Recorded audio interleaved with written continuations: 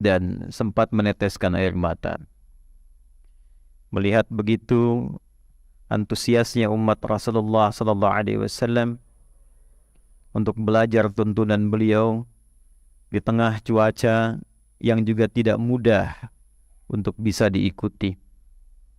Saya teringat salah satu hadis yang dicantumkan oleh Al-Imam Muslim dalam kitab sahih beliau, nomor hadis 249, diriwayatkan oleh sahabat mulia Abdurrahman bin Sakhr yang dikenal dengan Abu Hurairah radhiyallahu ta'ala anhu. Qala al-Imam Muslim haddatsana qala an Abi Hurairah radhiyallahu ta'ala anhu qala ata an-nabiy sallallahu alaihi wasallam al-maqbarah. Satu kali Nabi sallallahu alaihi wasallam mengunjungi pekuburan, sunnah di antara ziarah, dan dalam tafsir hadisnya pemakaman Baqi'. Faqala Rasulullah sallallahu alaihi wasallam, maka beliau menyontohkan kepada kita sunnah saat datang ke awal kuburan. Kata beliau, Assalamualaikum ya dara qaumin mu'minin. Semoga keselamatan senantiasa lekat dengan Anda semua, hei yang berada di pemukiman komplek-komplek alam barzakh insan beriman. Ini juga sunnah supaya mencari pemakaman di pemakaman yang tempatnya beriman isinya, supaya lebih tenang, nggak berisik nanti dengar teriak-teriak yang lain deh. Kemudian yang paling menarik, wa inna insyaallah bikum lahiqun, mengajarkan kepada kita bahwa kita pun tidak lama berkehidupan, satu saat akan kembali. Dan kami pun, kata beliau, dengan izin Allah akan menyusul kalian semua. Syahidnya bukan itu. Setelah selesai dengan kalimat ini, beliau menyampaikan kepada sahabat-sahabatnya, wadidtu ra'ayna, di riwayat lain, inna ra'ayna ikhwanana. Sungguh aku berharap dapat segera menjumpai dan melihat saudara-saudara kita. Faqalu, maka para sahabat bertanya, ya Rasulullah, alasna ikhwanak? Bukankah kami ini saudara-saudara engkau? Kata Nabi, ikhwanuna alladhina lam ya'tu ba'du. Yang aku maksud saudara-saudaraku bukan kalian. Antum ashabi, kalian tuh sahabat-sahabatku. Ikhwanuna alladhina lam ya'tu ba'du. Saudara-saudara kita itu adalah umat yang nanti datang setelah generasi kalian. Faqalu, maka mereka berkata, ya Rasulullah, kaifa ta'rifuhum yawmal qiyamati? Kaifa ta'rifuhum yawmal qiyamati walam tara alladhina ya'tu ba'du fid dunya? Bagaimana engkau bisa mengenali orang-orang itu, saudara-saudara kita itu, di hari kiamat nanti, sedangkan engkau tidak pernah menjumpai mereka saat di dunia? Faqala Rasulullah sallallahu alaihi wasallam, maka Rasulullah sallallahu alaihi wasallam menjawab, ara'aita law anna rajulan lahu khayrun ghurrun muhajjalatun baina dhahri khailun duhmun bahmun. Bagaimana pendapatmu jika seorang lelaki memiliki seekor kuda yang tangguh, yang putih di keningnya, putih di kakinya, dia berada di lingkaran kuda-kuda yang lain yang semua terlihat hitam gelap. Ala ya'rif khayla, bukankah akan mudah ditemukan? Maka setelah itu Nabi mengatakan, sayyatu ghurran muhajjalina minal wudu, di isyarat hadis lain, min atharil wudu, wa ana atwaruhum 'ala al-hawd. Mereka akan datang dan terlihat dari sinar bekas-bekas wudunya, dan aku akan menanti mereka di telaga surga. Maka saya melihat antum dari sejak di perjalanan datang untuk menunaikan salat, menjaga wudunya sampai ke tengah-tengah pinggir-pinggir jalan. Satu doa yang saya mohonkan sejak dalam mobil, ya Allah, jadikan semua jamaah-jamaah yang datang di malam hari ini, termasuk umat Rasulullah sallallahu alaihi wasallam, yang ditunggu oleh beliau di telaga Kautsarnya. Hadis yang terdapat dalam hadis riwayat Abu Daud nomor hadis 3641, disebutkan juga oleh Imam Ibnu Majah nomor hadis 223, disebutkan oleh Imam At-Tirmidzi dalam kitab juga beliau nomor hadis 2862. Sanadnya tersambung kepada sahabat Abu Darda radhiyallahu taala anhu, qala Rasulullah sallallahu alaihi wasallam, man sadaka tariqan yaltamisu fihi ilma sahhalallahu lahu tariqan ilal jannah wa innal malaikata la tad'u ajnihataha ridan litullabil ilmi bima yasna' atau kama qala Rasulullah sallallahu alaihi wasallam. Siapapun yang berangkat dari tempat dia menetap atau dari tempat dia berawal menempuh perjalanan tariq, bukan syari'. Syari' itu jalan luas yang umum. Tariq jalan yang kadang tak mudah ditempuh, kadang berliku, kadang ada macet, kadang hujan.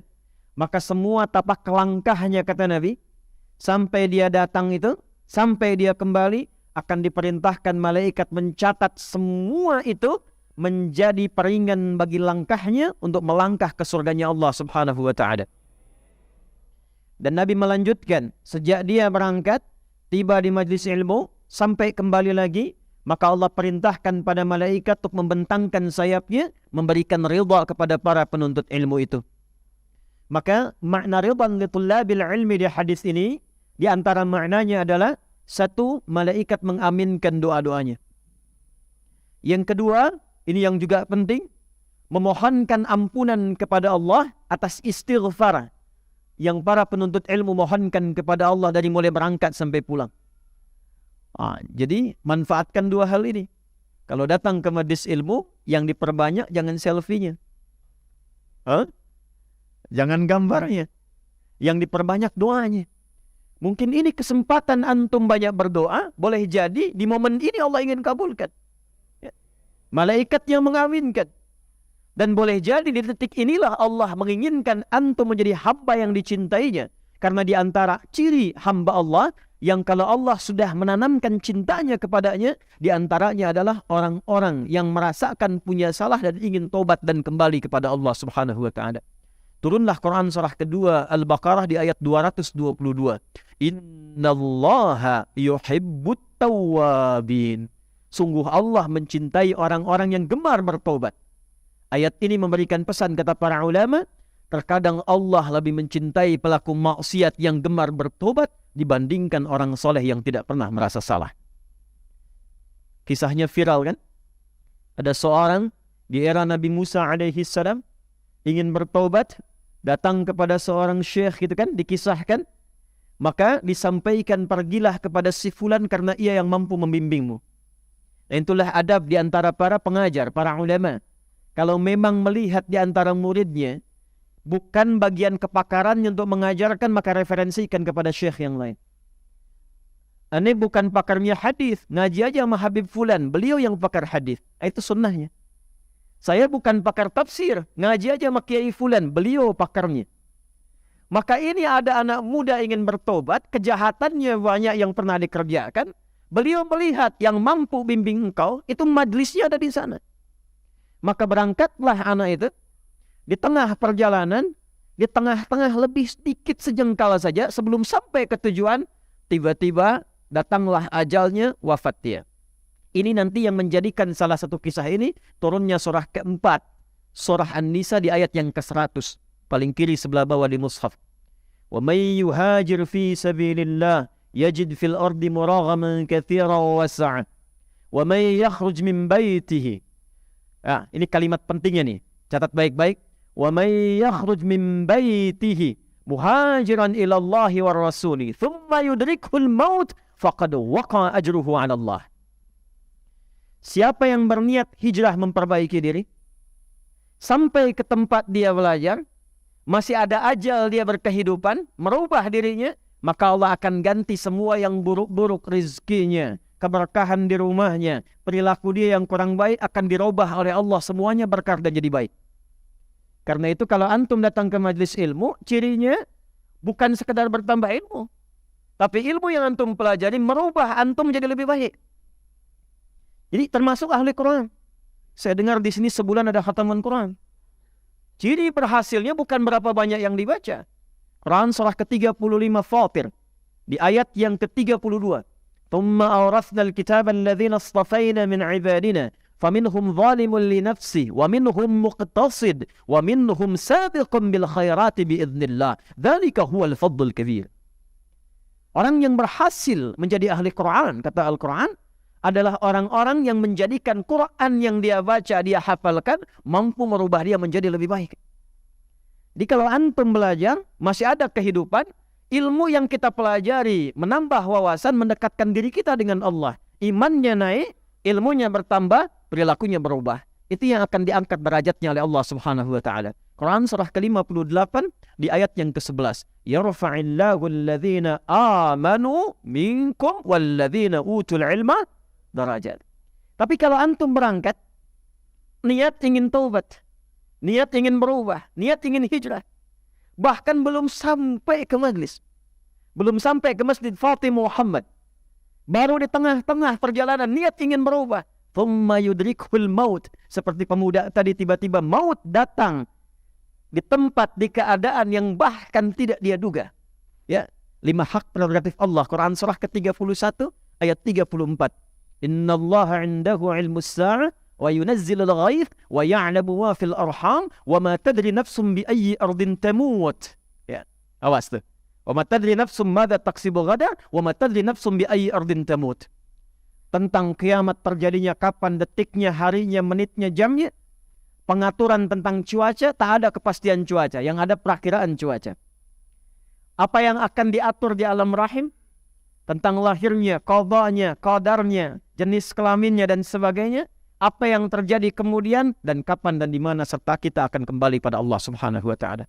Wafat di pertengahan, kata Allah, saya terima niatnya, diterima niatnya, digugurkan dosanya, diterima taubatnya, dan langsung langkahnya menjadi pahala awal baginya. Tum kebayang nggak? Dosanya gugur semua tuh dengan niat taubatnya. Lalu dia melangkah, langkahnya itu dihitung sebagai pahala awal. Jadi dosanya gugur, amalan dia ada, cuma langkah aja. Nah itu ya yang terjadi pada anak muda tadi. Di pertengahan dia bertaubat, dia istighfar tuh. Astagfirullah, astagfirullah, astagfirullah. Itu menggugurkan dosanya. Ya. Jadi yang diperbanyak tuh istighfarnya. Begitu dia istighfar, dosanya gugur, di tengah-tengah lebih selangkah sudah punya amalan.